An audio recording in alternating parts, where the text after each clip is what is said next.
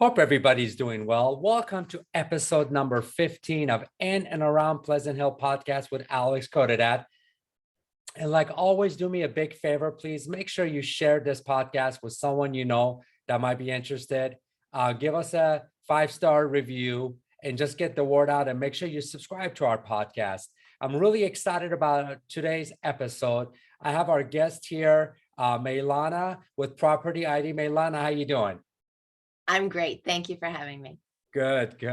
And our the title of this podcast is "What is Natural Hazard Disclosure?" So, with that said, you want to go ahead and tell us a little about you? Would you start out with, please, Mailana? Thank you, Alex. Yes. I am an attorney for Property ID for 23 years. And I am the past president of the real estate section of the Bar Association here in the East Bay. Okay. I am part of Kids and Cancer Camp Agape, which is a camp for terminally ill children and their families. Wow. And before that, I did divorces on Beverly Drive in Los Angeles. Actually, it was Beverly Hills. And it was really awful work. Great money, but I'd rather scrub toilets for a living than do divorces because they're complicated and dirty and messy and everything else. Life is already dirty and messy. We don't want to have to deal with other people's problems, but and a lot of negative energy. That's what I would think. Like there's just so much negativity. It's draining. It's really sad. I actually learned while I was doing divorces that the opposite of love is not hate. The opposite of love is indifference, because I would see a lot of hate and nastiness. And so, so I decided I needed to get out of that industry. And that's why I made a move to something that is far more pleasant. And that's natural hazards, earthquakes, faults, floods, fires, things of that nature. It's not so messy. You know, just for you, the fact that you just said that right now, the opposite of love is not hate, it's differences. That would be a perfect title. I like that. Okay. Well, when you are indifferent, yeah, you don't care. But what I saw when I was doing divorces is people would do damage to each other because hate is just is on a different level of love. Yeah. So if you don't care and you just want the divorce over with, you're saying, let's meet, let's hammer it out, let's get it done, like a contract. But when people are so emotional and so heated, they feel hate for each other. They're not, I mean, I used to help people fight for silverware that they could buy truckloads of for the amount of money they were spending on lawyers, but that isn't what they wanted. They wanted to hurt each other. They didn't, if they were indifferent, then they'd be like, you keep the silverware, I don't care. Right. I know. And that's the same thing that I'm seeing right now with the inheritance, with all this wealth transfer. I'm seeing kids, they're not in the same agreement. They're trying to sell a house and one of them just photo. I mean, yeah, you're absolutely right. Yep. So you had asked me earlier, why is it that I became a lawyer? Well, I got my degree in international business a long time ago in a galaxy far, far away. And I started actually working in an international freight forwarding company right after college. And in the evenings, I would go home and watch Law and Order. And I was like, I just do not like what I'm doing. And I need to do something like that. And instead of watching Law and Order, I'm going to go to law school and just practice law. And right out of law school, I started doing the family law, which was awful. And I've been doing natural hazard disclosure law for 23 years. And it's so lovely. Mailana, what made you go this, direction of natural hazard disclosure? I mean, what inspired you, or what happened that you shifted from family to something like a 360 degrees? Well, it's a kind of a funny story, actually. My girlfriend from law school was general counsel here at Property ID, and she had called me up because she needed me to look up some cases, and she said, "So, are you happy over there?" I said, "No." And she said, "We need a lawyer over here." I said, "I'll be right over." And the rest is history. So here I am. Yeah. All So right. it's who you know. That's right. That's right. Yeah. All right. So now regarding natural hazard disclosure, I mean, I know when folks are either buying a house or selling a house, this is a disclosure, but that needs to be provided. But a lot of folks, they don't understand it, or they'll just look at it, but they don't really get it, especially now. Can you dive into it and let us know what is natural hazard disclosure and why is it so important that we need to educate and know what we're getting ourselves into? Well, that's a great question. So when in California, when you are selling a house, you are legally required to share with the buyer all the things that you're not happy with, right? So a seller can do this on the TDS. For example, the garage door opener doesn't work on Thursday afternoons. Only the seller would know this. So the seller is legally required to put this on the paper, and that's going to be on the TDS, right? The real estate transfer disclosure statement. This is the place in which the seller is going to disclose things the seller has actual knowledge about. Natural hazard disclosures are things that most sellers don't know about. So what is a natural hazard? Well, we live in California, we have earthquakes.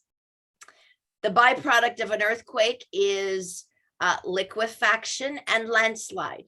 Liquefaction is the sudden loss of strength of soil because of severe ground shaking because of an earthquake. The ground liquefies. This is what happened during the Loma Prieta earthquake in 1989 here in the Bay Area. So the earthquake was centered in the Santa Cruz Mountains, 70 miles away in the Marina District of San Francisco. They suffered liquefaction, so that the ground just gave it, the strength gave up. Landslide is a byproduct of an earthquake. Tsunami is also a byproduct of an earthquake, but it's not actually listed on the natural hazard disclosure statement, although it is in the report. Flood, special flood hazard area as designated by FEMA. Dam failure, inundation. That means if a dam were to break in this area, we would be concerned with the Lafayette Reservoir. So if the Lafayette Reservoir were filled to its maximum capacity, and we had El Nino type rain conditions, meaning it's just raining cats and dogs, and all the flood channels and all the flood basins that we have created to direct water away from our neighborhoods were already overburdened with water, the Office of Emergency Services would ask, if the water in the Lafayette Reservoir were filled to its maximum capacity on that day it broke, would the water from that Lafayette Reservoir flood your property? That is dam inundation, which a lot of people don't really care about. But I'll tell you what I have found is people who are coming from China and Japan, this is a very sensitive spot for them, because in those countries, they have personal knowledge of dam failure, and it's very devastating. In California, dams don't break. The Oroville threatened last year, but it didn't actually go. And then there are the fire hazard zones, very high fire and wildland fire. We can go into each one of these in much more detail, but I don't know that you would like to do that. We can if you want. Yeah, now I have a question regarding fire. I've lived in California since I was 10 years old. I've been here 40 years now. I have never seen like what I've seen in the last 3-4 years with all this fire. What's going on, Mailana? Why are we seeing so much fire?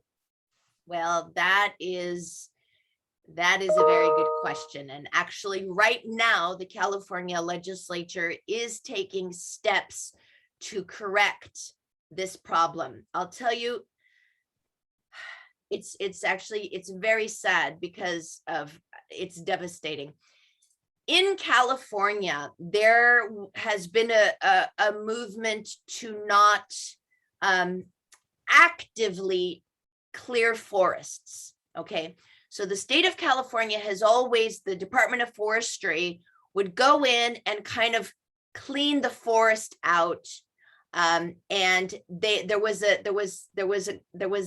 not that was not happening for some time, for about 10 years. It was not happening. And unfortunately, what happened was there's a lot of dry, dead vegetation and a lot of bark beetle infestation. So insects have infested the trees and killed them. And there wasn't deforesting going on. There wasn't a lot of cleaning going on. So this exacerbated the problem. And so when a spark happens, there's so much more fuel for the fire to just become a monster because of infestation by insects killing the trees and failure to remove these dead trees. But I know that the state of California is correcting this now. Thank goodness, because these last 10 years have just been devastating. Mailana, but why? Why 10 years ago? Why did they stop? Was there a budget issue? Was that a political issue? What happened that they stopped this?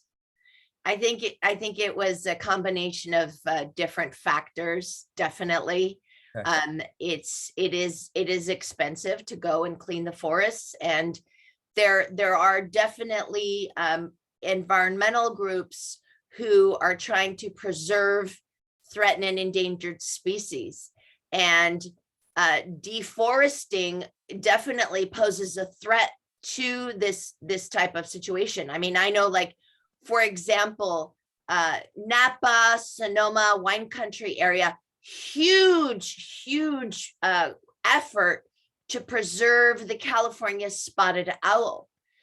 So if you are in this area for the California spotted owl, you can't touch the trees. So here we are with a problem. What do we do about the owl? I got to get rid of this tree. So you have to bring in the county, you have to bring in the environmentalists, you have to bring in a lot of different energy factors to come in to decide whether this tree is going to come out. And then either that or it's going to all burn down and there won't be no more owls left. Okay, if we're going to have everything get burned down, correct? Well, we sure hope that doesn't happen. I mean, we've lost so much homes and I love nature also too, but my God, I mean, this is crazy. It's wiped out so many people, their lives, they're gone. Yes. And true. And thank God that they're finally, doing something about this and taking care of this. You were talking a little bit earlier, so with liquefaction, just for our listeners that don't understand what that means, can you just really quickly explain what that means, please? Sure. Okay. So liquefaction, okay, we all know the 680 corridor, right? Yeah. All right. So the 680 corridor is kind of is like this, right? So I mean, I'm just going to show you. It's, Yep. So kind of look at it like that. Yep.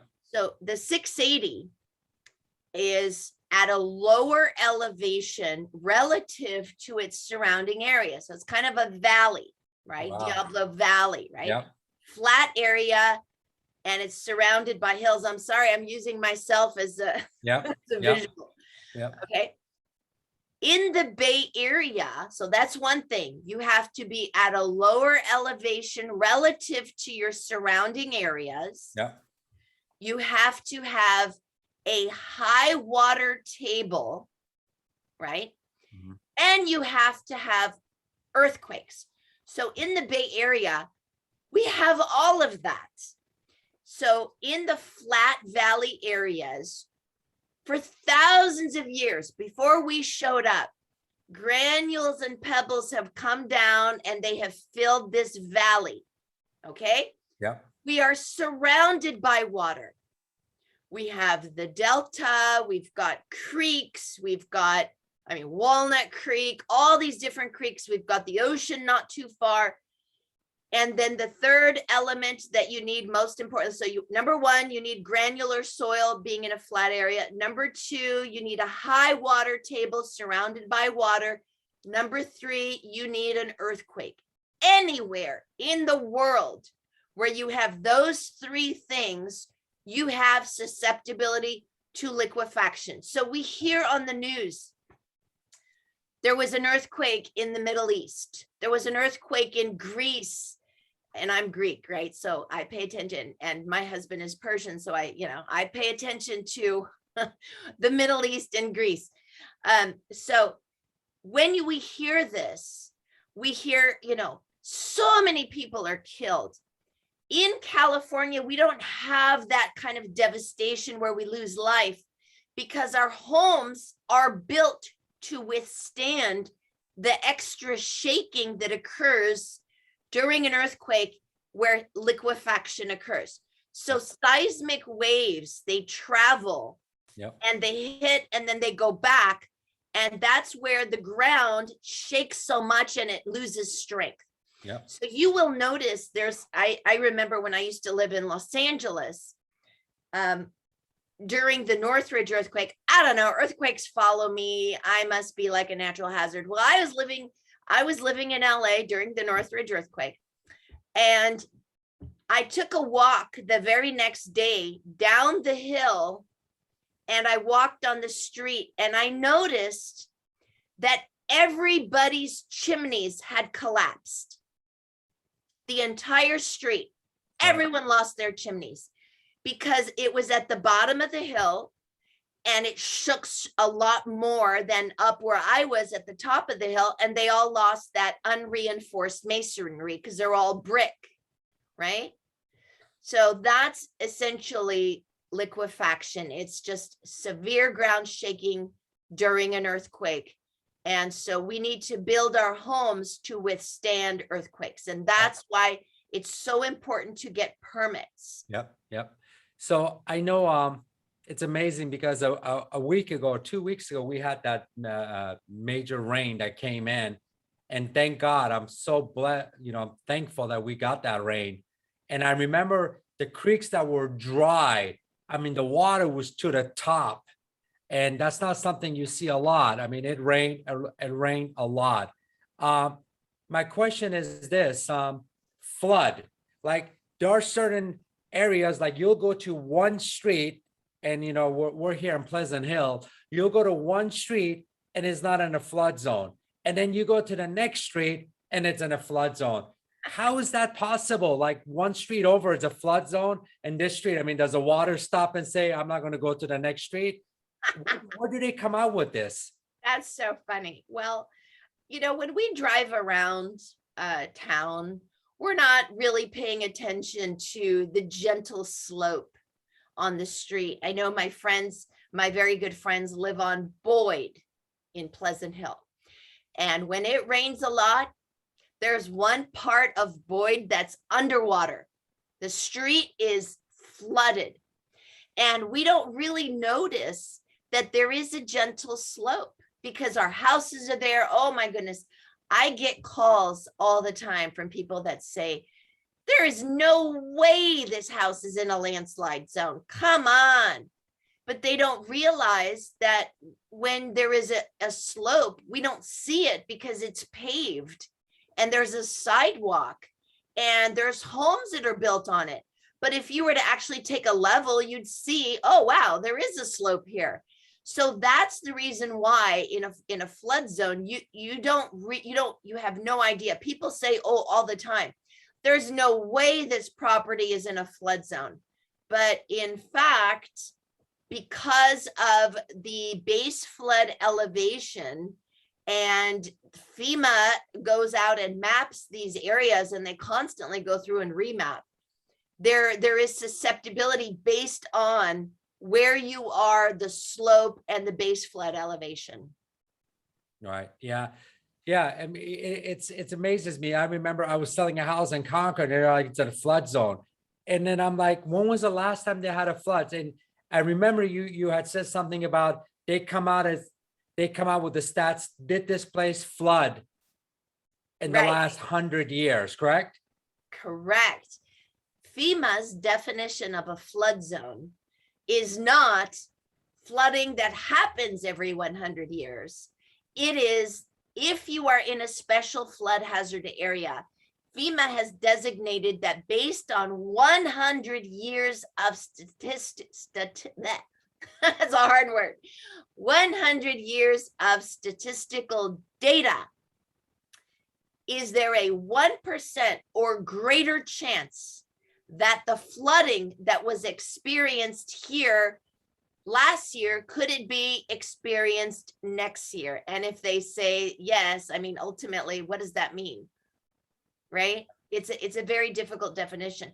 But one important note that is important to remember is that in many cases, these natural hazards overlap. Yep. So we saw what the devastation with fires that took out a lot of neighborhoods, but then we have this torrential rain. Yep. And then what happens is the trees that used to hold this hillside in place are not there anymore. Yep. And then the rain causes landslide and mudslide to happen. That's right. Absolutely. Yeah. And for folks that because I mean, they need to understand, especially when you're trying to buy a house, that you need to understand that if it's in a flood zone or if it's in a high fire, that your insurance is going to be much higher. And with flood zone, I mean, especially if a seller saying this, I've lived here for 50 years, we've never had a flood. Trying to dispute that with FEMA is going to be very difficult. It's kind of like fighting an uphill battle, right? To try to say, take my home off of FEMA, and it, is that correct? Well, it's possible, if you hire a civil engineer to come and establish that your home is above the base flood, okay, or your house, for example, you have several steps going up to the front door, yes, has been elevated above the base flood. That is where you can petition FEMA and you apply for a letter of map amendment or letter of map revision. You will need an elevation certificate to do that. Okay. An elevation certificate can cost you a couple $1,000 because an engineer has to come out and do measurements and things like that. And then you petition FEMA and say, basically you're asking, please remove my house from the flood zone. So the land may still remain in the flood zone, but the structure may be removed. And this is why the natural hazard disclosure is so important, because it will affect a buyer's ability to obtain and or maintain insurance with regard to these hazards, and it can impact your ability to build. Right. Yeah. Now, Mailana, not everybody's out there trying to sell their house or buy a house, but for those sellers out there right now, what is some tips, like especially with what's going on with the fire in some areas being in a high fire zone?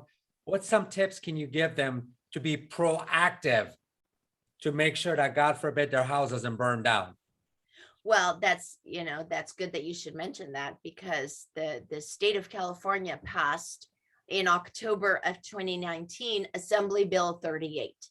And Assembly Bill 38 requires, when a property is in high fire or very high fire hazard severity zone, a seller is legally required to provide additional disclosures with regard to this particular property's susceptibility to fire and whether that home has been hardened against fire.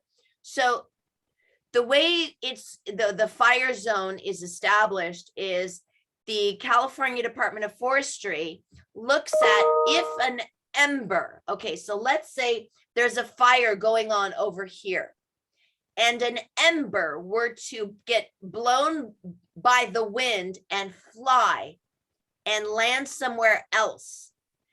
If this ember were to land on your property, you want to make it very difficult. You want to harden your home so that if the ember lands on your property, it's not going to burst into flames. Yep. That is why you want to rake the leaves, trim the trees, pull the weeds, cut the grass, get rid of anything that's flammable on your property to harden your home against fire. Yep. Sellers have to do this now in the state of California.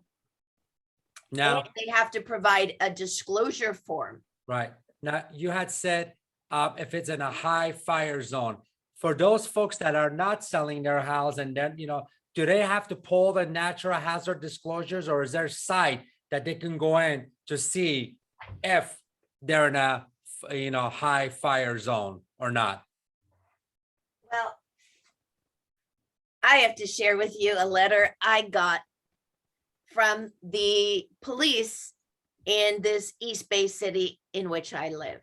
Okay. So I got a letter from the police informing me that my property is in violation of the local ordinance because I have an offensive tree, and they even gave me a picture. And they said, this tree has to be trimmed because it is in violation of this local municipal code that says I am legally required to clear the crap from my property to keep fire away from my home. Yeah. So I know the tree isn't dead. And so I called an arborist to come to my property. And I said, can you tell me about what's going on with this tree? And he said, the tree is not dead. The tree is sleeping. It's not in season.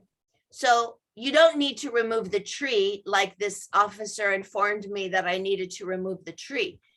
He said, we can just trim it up and it'll look great. I said, great. When can you come? He said, Wednesday. Fantastic. So I called the officer back. And by the way, I got this certified. Okay. Certified. They're not messing around. Okay. Certified letter. I called the officer back and I said, this offensive tree that you have informed me is not dead. It's sleeping. I've hired an arborist who will trim the tree for me. He said, when is that tree going to be trimmed? I said, Wednesday. He said, great. I'll come by after Wednesday. Sure enough, Thursday, he showed up, got out of his car, looked at my tree, got back in his car and left. He did not, however, issue me any kind of notification that says, thank you, you've cleared this problem, you've trimmed the tree. No, but I would have to call him and say, can you please send me a document that proves that now I am in compliance with this local law? Yep. Yep. Yeah, I know. That's yeah. So now, for folks out there that are thinking about selling their home, or for buyers out there looking at home, I know they're getting representation either by a listing agent or a selling agent. When it comes to natural hazard disclosure, what area should that seller or the buyer be paying attention to and looking out for?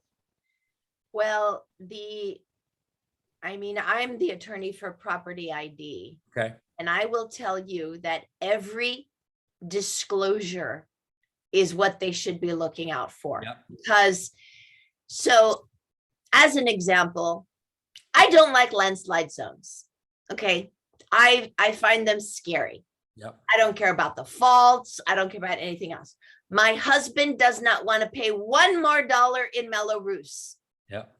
So as a realtor, it's important to not want to presume the sensitivities of your clients. But right. As a buyer, you need to read every page. Yep. because right now, as I briefly shared with you earlier, SB 9 and 10 Yeah. is what is now signed into law by the governor. And what SB 9 and 10 will do is it will allow you to build additional dwelling units, ADUs. It'll allow you to build them with more ease than before. So you can kind of cut through the red tape and get your permits quicker and without having so much expense. Yep. The problem is in the natural hazard disclosure report, there are items in here that will prevent you from building your additional dwelling units. If you have a fault on or near your property, if it's in the earthquake fault zone, if it is in a fire hazard severity zone, if it is in the special flood hazard zone, if it's got protected species and habitats, which property ID discloses. I just tell you, I mean, very quickly, I was trying to do a remodel and I have habitat for the California tiger salamander on my property. And the city told me there is no way we're going to let you do this remodel because of the habitat of this threatened species. Tiger? California tiger salamander, not tiger. Oh, I was like, what tiger? No. Oh, if you've never seen a California tiger salamander, hop over to the Lindsay Wildlife Museum. Wow, They've got them on display there. They're beautiful. I mean, I would love to make a belt out of it, but they don't, they don't let you wear belts in prison, because if you did something like that, you'd be in jail. Yes. So these threatened and endangered species, you can't touch them. And I've seen them on my property. They're beautiful, beautiful. They're like these lovely little, I mean, they're creepy, but they're beautiful, but you can't touch them. So that you would be completely prevented from doing something like that on your property. Right. That is why every single page is important, because you may not be able to put that swimming pool in the backyard. That's right.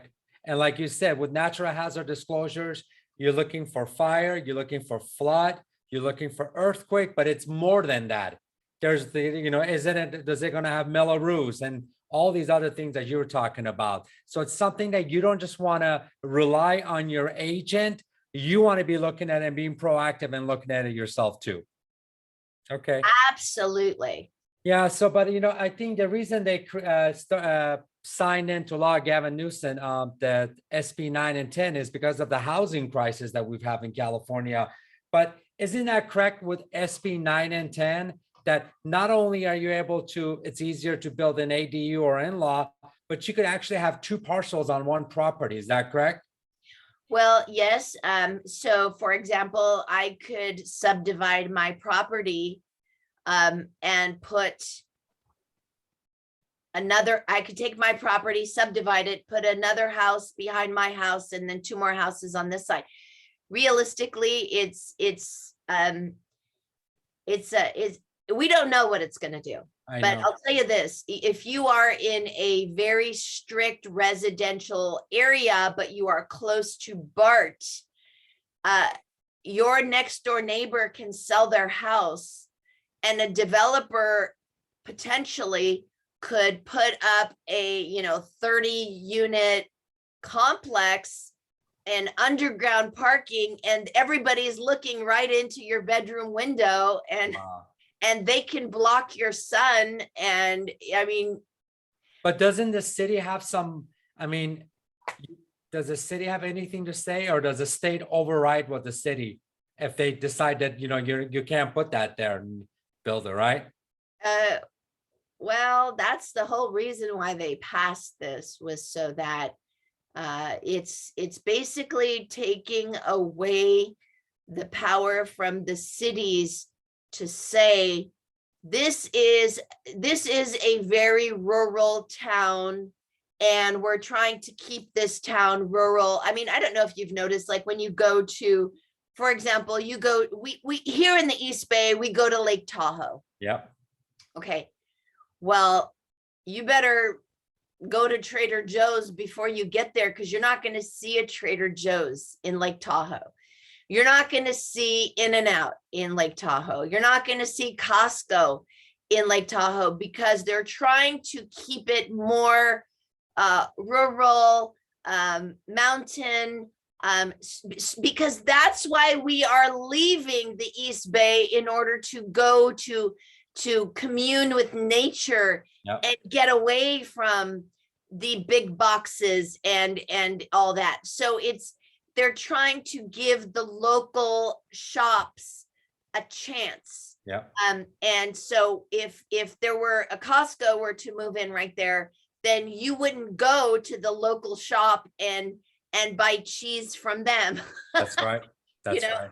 That's right. So That's right. I mean, there's give and take. Is it bad? I'm not saying it's bad. Right. I'm not saying it's better. I'm just Yeah. saying that that's the way it's done. Yeah. So what the state is doing now really is trying to kind of take away the local power structure, which, you know, I don't know if you agree with it or not, and it's really not my place to tell you that, but I mean, I don't know. Yeah. Oh, yeah. You have a good point. So Mailana, is there anything else you'd like to say before we go? Anything else you'd like to cover regarding the natural hazard disclosure? Now, you're with Property ID, correct? Correct. So- Property so- ID provides natural hazard disclosure reports, because as we talked about, a seller doesn't have the capacity to disclose the That's right. items that are included here. That's right. And for, you know, I know there's a lot of natural hazard disclosure companies out there, but what makes Property ID different than everybody else? Me. No, no, Yeah. I just, you know, okay, well, I mean, I'll give you an example. You know, I'm holding a property ID report Yep. for a property on Gilbert Lane in Martinez. Yep. So this property is within 500, the beautiful $1.3 million property. Yep. It's within 500 feet of the Lightning Gas and Oil Company oil and gas well. Yep. So most buyers wouldn't think twice about this. They'd be like, Yep. who cares? But the reality is it's important to know, because there was this beautiful neighborhood called Porter Ranch, and the Aliso Canyon gas well started to leak, and it was declared the worst environmental disaster in United States history. Wow. 12,000 people had to be evacuated from their homes because of this gas leak. Wow. So Property ID is the only company that discloses oil and gas wells, threatened and endangered species. Yeah. There are other natural hazard disclosure reports will not include the fact that, so this is, you know, this is my house. I have the California tiger salamander and the Alameda whip snake, which are threatened, which completely prevented me from my remodel. Yeah. Other natural hazard disclosure reports don't include this information. Yeah. And that's the difference. In many cases, trying to get a cheaper report will miss a lot of very important information. The Property ID report is $99. That's right. When you're buying a $1.3 million house, who cares for $99 when you're getting better disclosure? That's right. And I know that the sellers can tell when they're, you know, when they hire an agent, they can tell that agent, hey, I want to make sure that my natural hazard disclosure is with Property ID. Or if the buyer is being represented by a selling agent, they could ask that, hey, I want to get a more accurate disclosure. I want to order. If they do want to order, do you have a website? Where can they go to know more about Property ID? www.propertyid.com. Awesome. Property, I like ice cream, D like David.com. Wonderful. And if folks want to get a hold of you, do you have an email or something? If they have any questions or they want to get a hold of you? Oh yeah, sure. They can email me at Mailana@propertyid.com. Okay. And that's mail as in you have mail in your mailbox. Anna with one N at propertyid.com. Beautiful. Well, thank you so much. I appreciate your time. Thank you for having me. Of course. Well, folks, thank you so much for tuning in. Hope to see, not see, but to, have you guys listen in and tune into our next podcast. And do me a favor, share this podcast with someone that might, be wanting to listen and be interested in listening to, and also to subscribe to our podcast. Thank you so much. Have a wonderful day. Bye, Mailana. Bye. Thank you, Alex. Bye.